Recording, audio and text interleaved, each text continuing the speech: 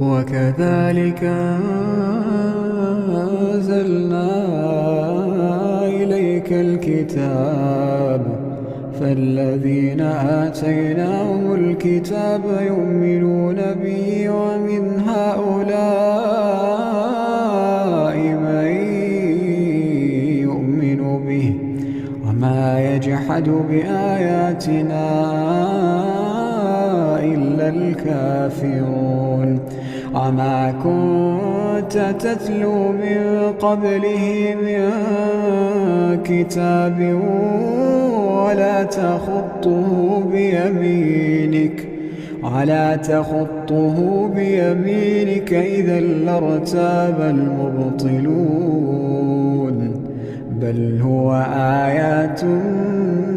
بينات